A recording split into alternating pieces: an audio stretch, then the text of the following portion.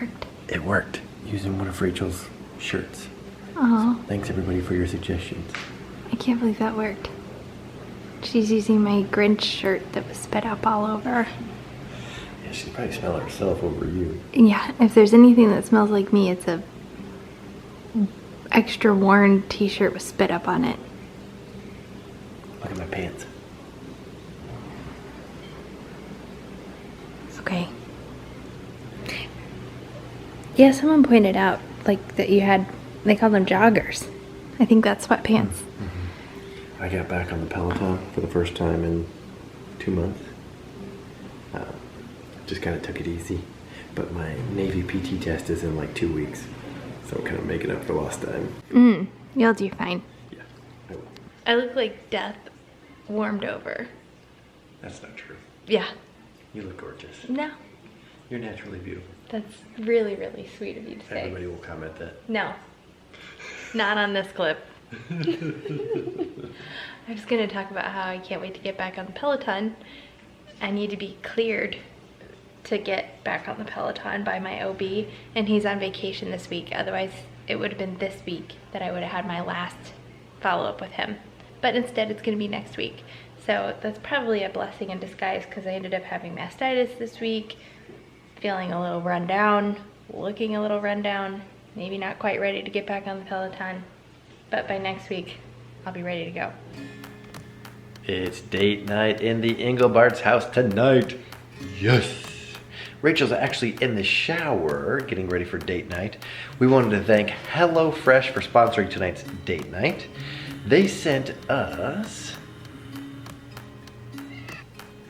this awesome recipe of yellow squash flatbreads. It's great to be able to break out of the rut. I would never think about putting yellow squash on a flatbread for dinner. So HelloFresh sends you these chef curated, get the heck out of the rut dinners to make for date night or any night of the week because they only take around 30 minutes. It's great because they send you this step-by-step guide and all these pre-measured fresh ingredients straight to your door so you can say goodbye to those grocery store runs. I don't know about you guys, but I feel like one of the best places that we can really trim down our budget is with takeout food and going out to eat. So with HelloFresh, you're getting, oh, hey Eloise. You're getting basically your gourmet meal without having to leave the comfort of your own home.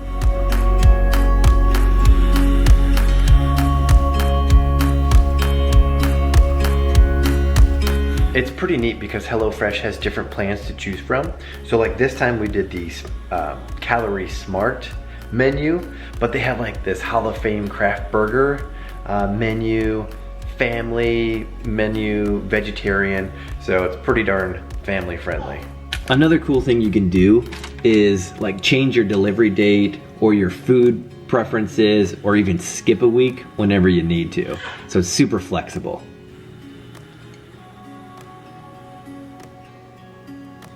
Had to take a little time out from cooking.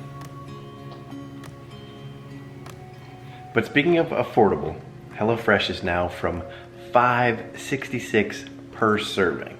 So head on over to their website, HelloFresh.com, and get started with 9 free meals. That's $90 off your first month of HelloFresh. That's including shipping. So again, go to HelloFresh.com and enter promo code Brad and Rach 9. No wonder why HelloFresh is America's #1 meal kit. Hey, good morning. It's Thursday, which means Brad is at the prison today. So it was an early morning for him. He leaves at like 5:30. Is that right? I think he leaves around 5:30. And this morning, that's around when I fed Eloise for the second time. So it was really kind of strange. She went to bed late. She wasn't ready to go to sleep until like 11:30. So, but then she went, I think, a 3.5 hour stretch before she ate again. I'm looking at my Fitbit because it reminds me. Yeah, so then I fed her around 3. So 11:30 to three and a half hour stretch. And then I put her back down and she ate again at 5:40 and went back down, kind of. But I've been up since then. It's just amazing how good you feel when you have more than a 2-hour stretch of sleep. So I felt decent enough to like go ahead and get up for the day, which I needed to because we did not have a vlog for today, so I needed to edit a vlog if we wanted to have a vlog going out today, which is the Halloween vlog. If you haven't seen it, you should. It's hilarious. But poor Eloise is congested, and the twins, so it was frustrating. Like, they had a cold couple of days before I delivered Eloise, and I was just like beside myself with worry, thinking one of us would get it, meaning Brad and I, my parents, anybody who was going to be around Eloise a bunch, or when we brought her home, it was just going to be really hard to keep toddlers from coughing and sneezing and just intermixing all of that.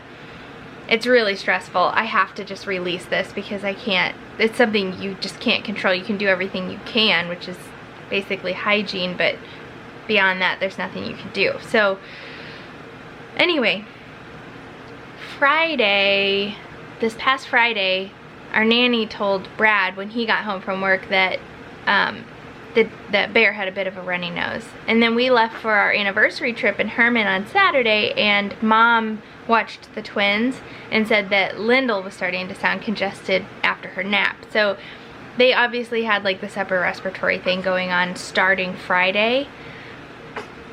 The thing with an upper respiratory illness is you're contagious before you start showing signs or symptoms. So they were interacting with Eloise when they were seemingly healthy, and then it's too late when they start showing the symptoms. And they're also toddlers, so they cough and sneeze openly, which we're working on. We're working on learning how to cough into your elbow, and it's pretty cute seeing them try to do it.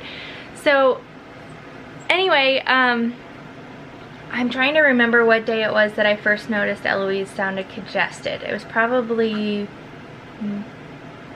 I think it was like Sunday or Monday. It was like when we got back from our trip or the day after. And so she was obviously, there's an incubation period where you've caught it, but you're not showing signs yet. So she had it presumably before that, like while we were in Herman. So she was exposed to it and caught this thing a while back, probably before we could have even known they had it. And it's frustrating because a newborn with congestion is scary. Like they sound like they can't breathe, which they kind of can't because their little nasal passages are so tiny. So anyway, today is probably day 4, which they say with RSV is the worst day. This is definitely her worst day. After having the twins, both, I'm gonna show her because she's cuter to watch while I'm talking. After having both the twins with RSV when they were 6 weeks old, I feel somewhat equipped to handle this. Hi, pretty girl. We have the Owlet monitor, which monitors their oxygen levels, and hers are fine. And that's the only reason, to my knowledge, that they would admit the baby into the hospital is if their oxygen levels are low. And I think she's breathing well enough that she's getting adequate oxygen. So that's good. It's just scary. But she doesn't have a fever. She's acting otherwise normal. She's eating fine. It's not inhibiting her ability to nurse. I haven't even really done any suction, which our pediatrician in South Carolina, he made a lot of sense. He said, I would rather you do saline in their nose because that just helps lubricate the nasal passages and helps kind of thin the mucus that's in there. Sorry, TMI. Just to help them breathe a little bit better. Whereas suction, sometimes you need suction, but really it really upsets them. And so then it causes them to create more mucus when they're really upset. So, and it also can inflame the nasal passages if you do it too much. So his vote was just to do saline.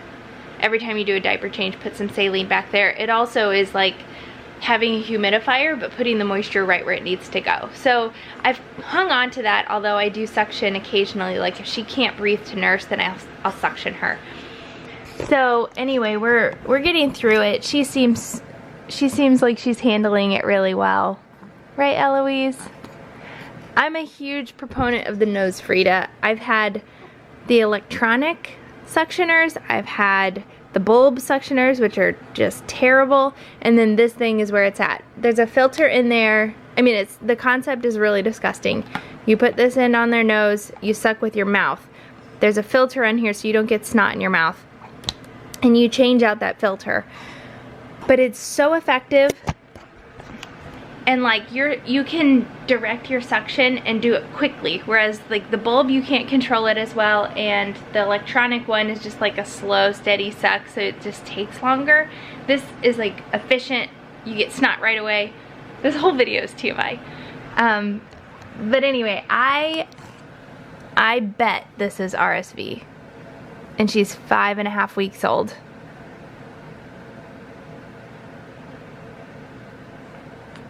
Poor baby. I'm just thinking back to when the twins had RSV. Like the week before they had it, we went for a walk outside, and it was not cold by any, it was not cold by any means. We lived in South Carolina. It was probably like in the 60s. And of course we bundled them up. It's really important for an infant, newborn infant, to keep their body temperature regulated. So we're aware of that. But someone said that they caught RSV because we had them outside in the cold. It's a myth. You do not get sick from being outside in the cold.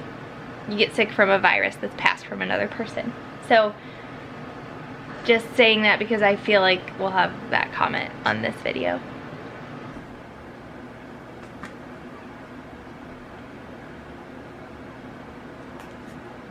Making progress in here. Looking good. We're almost there. Breastfeeding.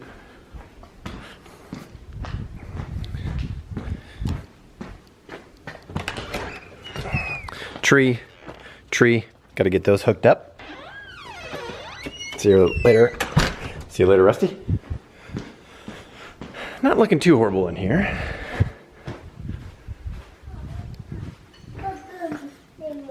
And what is that? You got a screw? Oh boy. Give me the screws. All right, so Eloise's nursery is coming along very nicely. Whoa. So we have the radiant floor heating. Obviously it would be way too expensive to do it additional in this room. So we just did the baseboards. And carpet will be in tomorrow.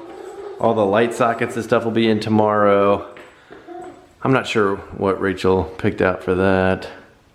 So yeah, coming along really nice. Throw mommy's diaper away. Good job. What you laughing so hard about? How awkward she looks. I think she looks great. Her head's low and the rest of her body's up high. Yeah, her head does need to be a little bit. You get me like, maybe this Like a pillow. This is why you pay people. She's just super content. Maybe Yeah. she'll fall asleep here. We should play some white noise.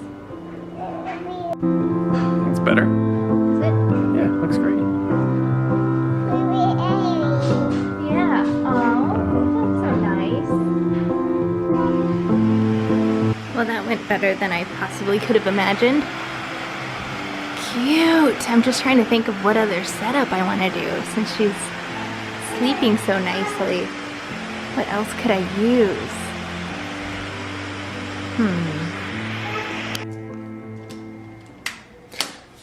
Why didn't they have these when we were kids? I don't know. Look at this. What's it called? What's that? Magnetiles. Magnet tiles. This is so cool. Wow, they're gonna love these. I'm excited.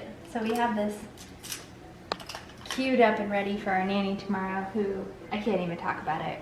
Really? Yes. Oh, I'll talk about it. We have a couple of activities queued up for Carrie, our nanny, because tomorrow Rachel goes back to work. It's hard to believe that Eloise is 6 weeks old tomorrow. It's just crazy.